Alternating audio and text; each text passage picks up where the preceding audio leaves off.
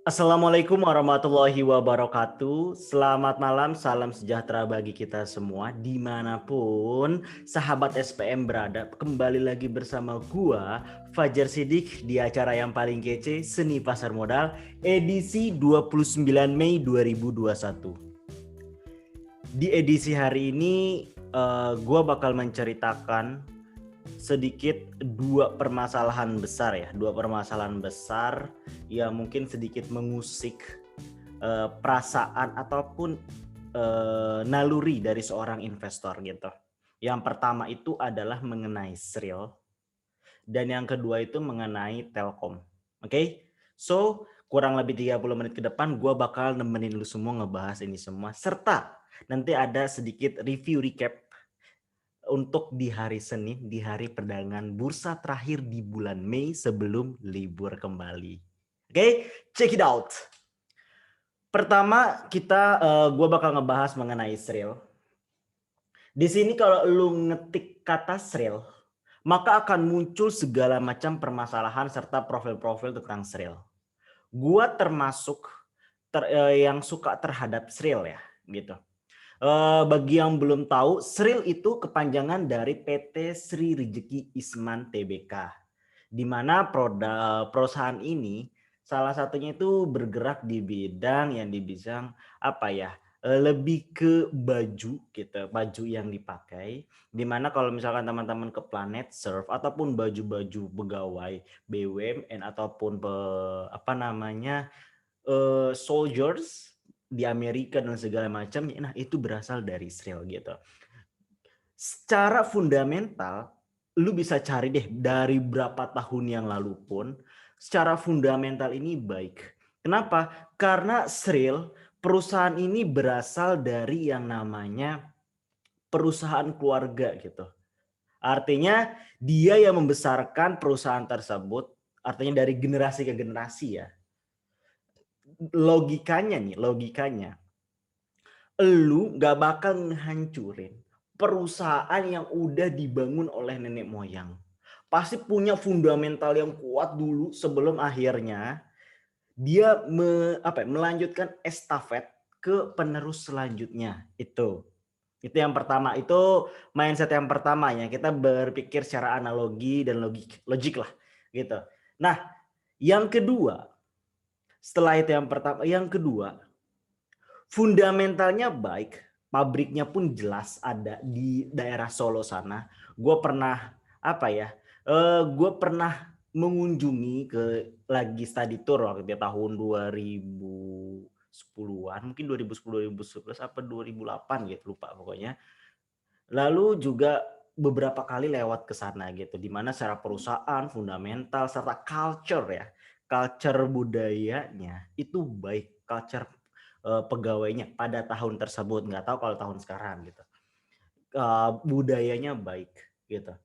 Lalu manajemennya pun baik. Kenapa bisa dikatakan baik? Yang pertama, manajemennya tidak pelit membagikan dividen.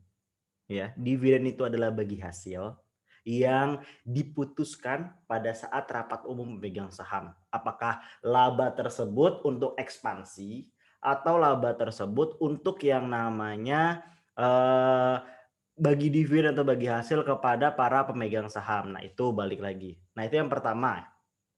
Yang kedua, yang selanjutnya, setelah dia bagi dividen, dia juga yang namanya melakukan terobosan di mana secara laba itu baik ya. Bisa lu cek sendiri deh kayak gitu.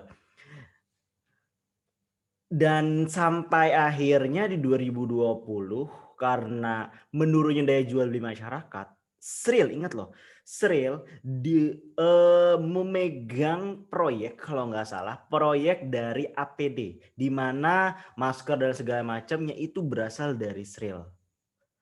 Itulah yang menyebabkan sebenarnya apa ya, bisa dibilang baik-baik aja di 2020 ya, kuartal 3, kuartal 4 tuh baik-baik aja.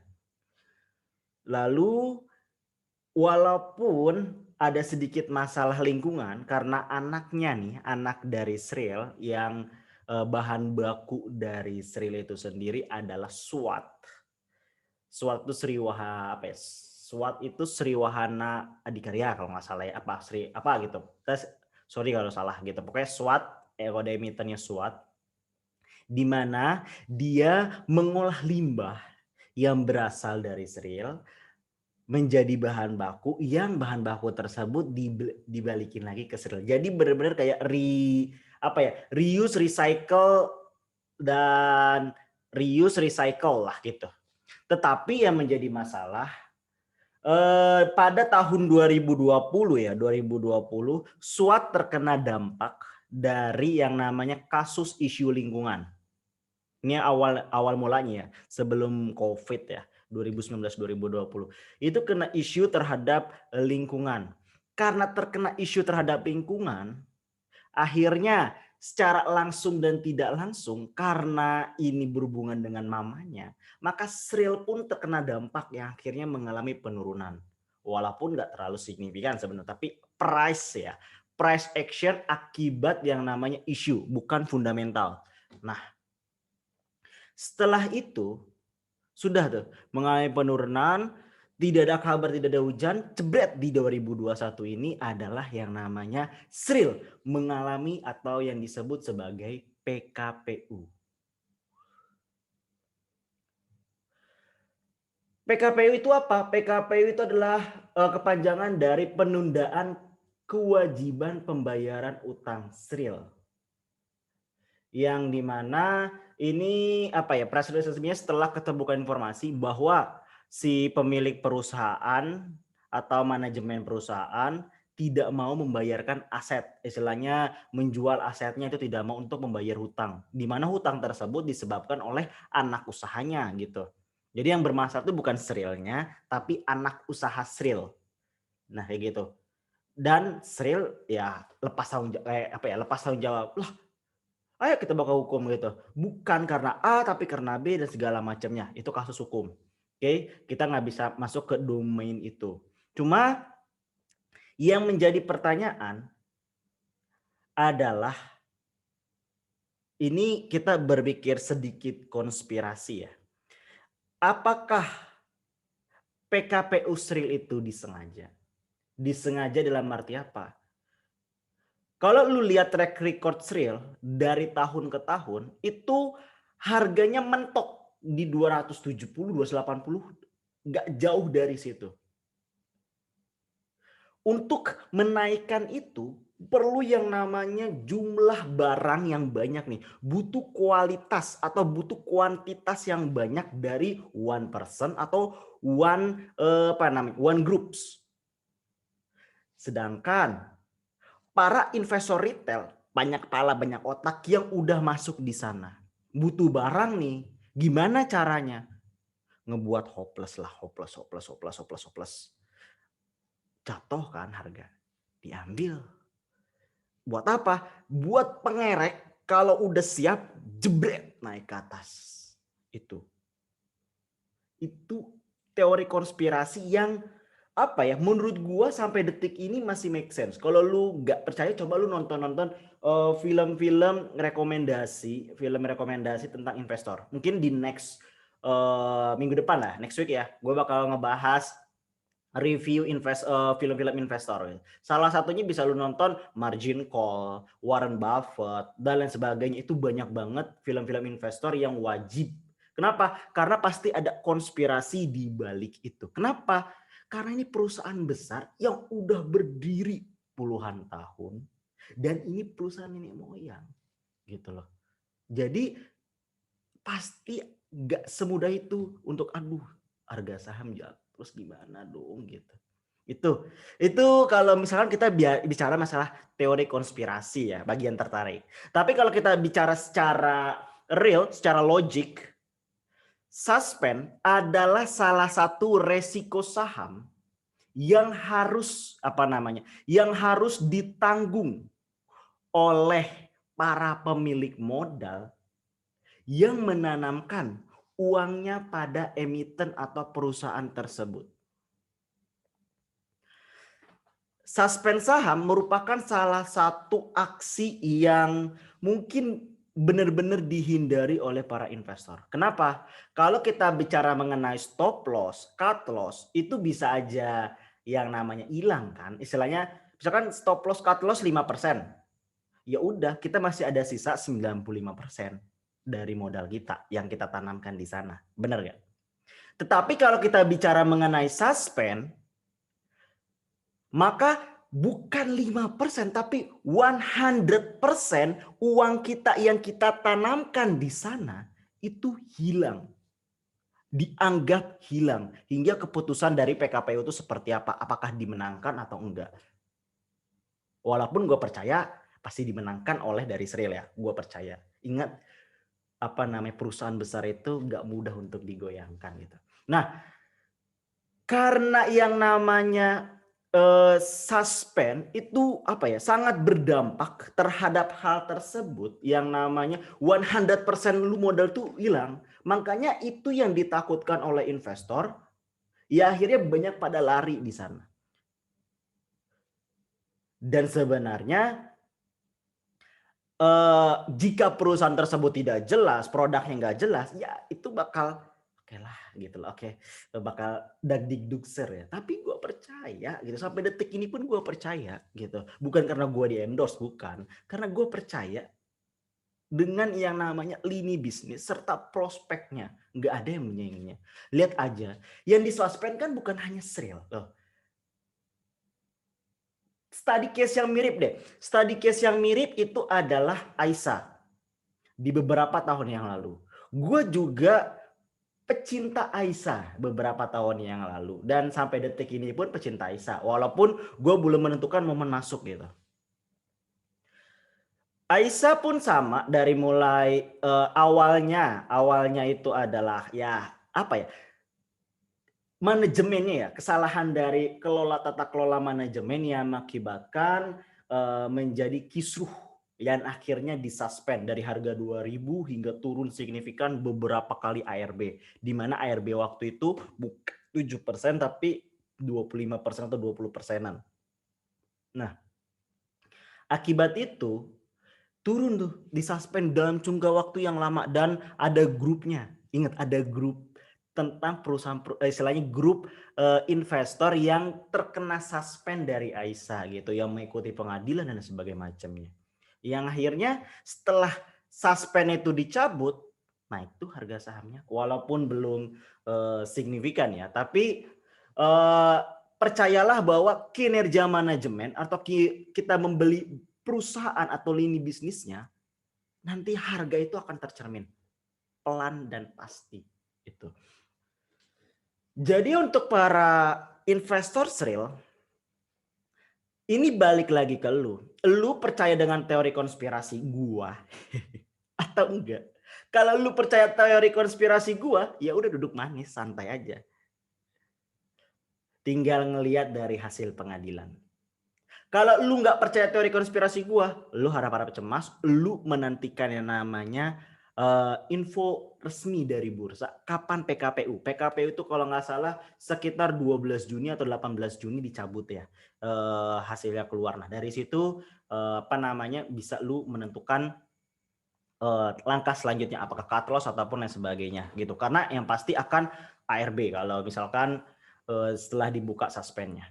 Tapi menurut logik juga suspend itu pun tidak tiba-tiba suspend loh. Artinya baru berita istilahnya masuk ke PKPU langsung suspend, enggak. Pasti ada tahap dan tahap yang akhirnya bursa memutuskan untuk suspend. Kalau lu terjebak suspend, berarti ada yang salah dengan strategi lu. Lu udah tahu ada berita jebret. Lu nggak menelisik lebih dalam nih. Lu pasrah. Bukannya cut loss gitu ya. Move ke perusahaan lain dulu sampai ini jelas. Karena ini PKPU utang loh. Utang. Ini utang bisa berhubungan dengan valid atau likuidasi dan lain sebagainya macamnya gitu. Ya akhirnya turun suspend. Pas suspend lu baru aduh kok suspend sih gitu. Nah inilah yang menjadi sebenarnya kesalahan dari lu sendiri. Lu harus yang namanya sebenarnya sadar terhadap indikasi yang diberikan oleh alam. Cermat. Itu kunci menjadi investor. Oke. Itu yang pertama tentang Sril. Kita ngebahas yang kedua adalah yang lagi rame, yaitu adalah Telkom. Yaitu penunjukan salah satu personil band papan atas Indonesia yang legenda untuk menjadi seorang komisaris. Kalau lu ketik di Google, di sini cuma penunjukan slang di Telkom. Itu banyak beritanya. Terus di sini apa ya? Gue udah bikin konten di TikTok sebenarnya, tapi di sini gue akan ngebahas mengenai tugasnya. Sebenarnya apa sih tugasnya untuk seorang komisaris? Ini dari Google ya. Bisa ketik aja tugas komisaris BUMN adalah gitu. Tugas komisaris bertugas melakukan pengawasan terhadap kebijakan pengurusan, jalannya pengurusan pada umumnya, baik mengenai perseroan maupun usaha perseroan yang dilakukan oleh direksi, serta memberikan nasihat kepada direksi, termasuk pengawasan terhadap pelaksanaan rencana jangka panjang perusahaan, rencana kerja, dan lain sebagainya. Itu adalah tugas dari seorang komisaris. Tapi kan yang jadi masalah si personil ini itu kan menjadi komisaris independen. Apa itu? Komisaris independen adalah komisaris dari pihak luar yang diangkat berdasarkan keputusan rapat umum pemegang saham. Di mana komisaris independen ini yaitu mewakili suara dari pemegang minoritas. Oke, clear sampai sini ya. Pemegang suara minoritas. Tuh. Cuma yang menggelitik di gua itu adalah kenapa dipilih. Apakah itu mewakili suara minoritas pemilik modal atau enggak? Walaupun di rapat pemegang hukum saham. Kenapa? Karena menurut gue pasti banyak yang lebih cocok, lebih bijak, lebih kredibel yang menangani perusahaan besar. Kalau perusahaannya itu misalkan unicorn atau yang perusahaan UMKM, ya itu nggak masalah bagi gue loh. Tapi ini perusahaan BUMN, ada ribuan pegawai di sana yang mempertaruhkan hidupnya untuk mendapatkan secercah nasi, secercah gaji di sana, yang mengabdikan di perusahaan tersebut. Banyak contoh di luar sana yang udah kredibel pun banyak yang terkena kasus. Contoh Gia, Waskita. Kurang kredibel apa tuh para komisaris atau direksinya, jajaran direksinya. Tapi bisa. Apalagi ini gitu loh. Yang benar-benar gak ada pengalaman di sana. Kalau ada pengalaman is okay gitu. Tapi ini gak ada. Alasannya ada, selalu baca deh kalau di detik.com, yaitu adalah penguatan konten, gebrakan konten untuk dari perusahaan Telkom itu sendiri. Yang jadi pertanyaan gua, konten apa? Memang Telkom itu jualan konten. Apa? Jualan kartu perdana atau jualan internet. Nah, itu harus diperjelas sebenarnya. Kenapa? Menjawab keresahan para investor. Beritanya masih hangat.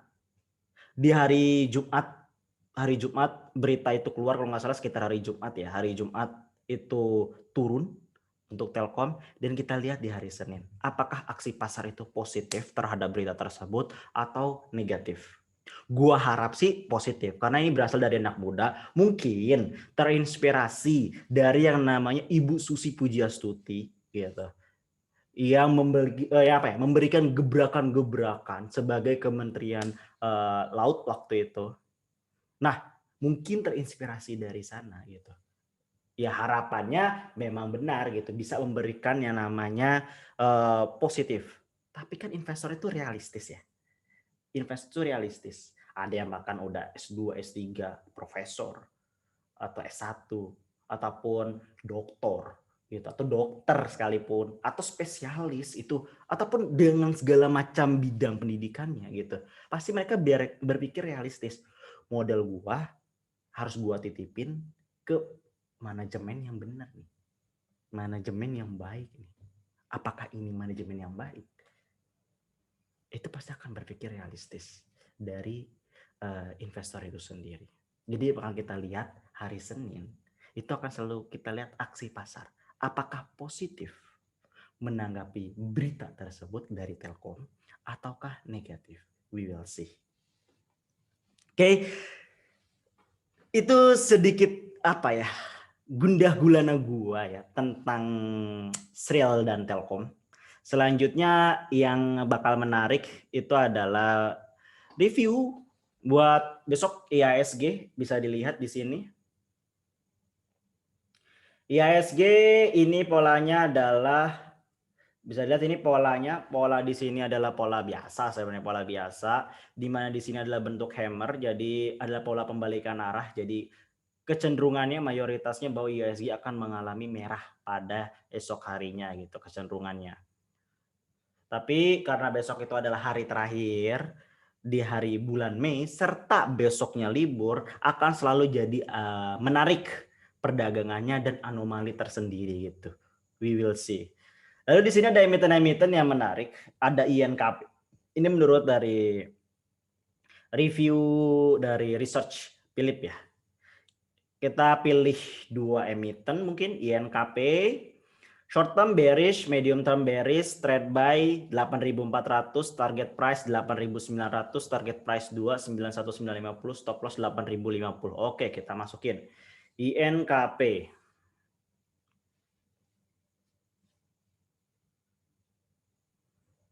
Sudah terpilih INKP. Kalau kita lihat dari bentuk candle, maka bentuk candlenya ini adalah masih bentuk candle netral. Dia akan masih melanjutkan kayak sideways ya, masih melanjutkan sideways. Lalu di sini gue pengen pakai indikator, di sini gue pengen pakai indikator pivot ya, gue pengen pakai indikator pivot. Lalu gue mau pakai indikator RSI, sama gue pakai indikator ADX. Bisa dilihat di sini ADX-nya momentumnya masih tinggi mendekati 40, artinya trennya itu akan masih melanjutkan tren turun, di mana secara psychological masih hopeless dari INKP. Jadi masih menunjukkan turun atau bisa dibilang menuju sideways lah, turun sideways di sini. Kalau kita lihat grafiknya turun perlahan sideways, turun. Nah, di sini adalah momennya nih.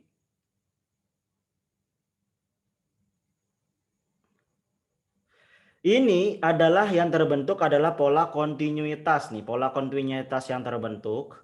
Artinya dia akan melanjutkan trennya, masih akan berkisar di antara harga ini S1-nya. S1-nya di 8.500 sampai target di resistennya. Resistennya paling yang terdekat di sini. 9691. Apakah sama 9691? Target price di 9100, 9100. Iya, 9.100. Lalu target trade buy 8.400, 8.400. Nah, untuk melihat trade buy-nya berapa, silakan ubah. Di sini gue pakai sedikit beda, pakai 50 minutes ya chartnya. Di sini sideways, di sini netral, maka dia akan melanjutkan netralnya di sini. Nah, titik masuk yang baik adalah di sini nih, 8.263. Jadi bukan di sini titik masuknya adalah 8.400, tapi yang terbaik adalah 8.263. Lalu jual target price-nya adalah di sini. 8569, di mana di sini 8.900. Tapi gue menyarankan di 8569. Kenapa? Karena dua ini tidak mendukung. Jadi akan bermain berkutat di sini dulu untuk besok gitu. Itu untuk dari INKP. Lalu yang terakhir adalah MDKA yang beberapa hari ini rame. Trend bullish, medium trend bullish, target buy 2580, target price 2720. Lalu target price 2.800, stop loss 2520. Kita lihat dari MDKA. Ini yang disukai investor kalau nggak salah ya, trader beberapa waktu lalu ramai banget tentang MDKA. Lihat di sini minat belinya tinggi, mulai naik, tapi di sininya turun momentumnya, maka akan lebih ke arah sideways. Dia akan mencoba ke S2 dan S1 nih. Mencoba di sini sebenarnya. 2464 serta 2534. Sedangkan kalau misalkan di sini adalah di sini malah 2580 masuk ya. Kalau gue menyarankan tunggu dia masuk di sini di 2461 ya, 2461. Sedangkan apakah benar dia adalah seller bullish? Bisa kita lihat di sini trennya turun dan di sini turun. Artinya dia akan netral. Jadi kalau mau beli benar-benar harus tunggu di sini deh. 2002 kalau buat swing ya, ini 2200 ataupun di daerah sini 200 2441. Itu adalah pilihan paling bijak. Sedangkan kalau jual bisa menyentuh di area resisten di 2793 ataupun di 2961. Itu dia. Itu adalah dua emiten yang bisa dilihat untuk besok ya. Kenapa cuma dikit? Karena kita habis ngebahas real sama Telkom. Ntar bosen loh dengerinnya. Udah, besok aja dah, ntar gue review lagi beberapa emiten ke depannya. Oke, thank you very much. Thank you for attention. Kalau suka dengan konten ini, silakan komen, like, dan share ke teman-teman yang membutuhkan tentunya. Oke, gue Fajar Sidik pamit. Bye. Assalamualaikum warahmatullahi wabarakatuh.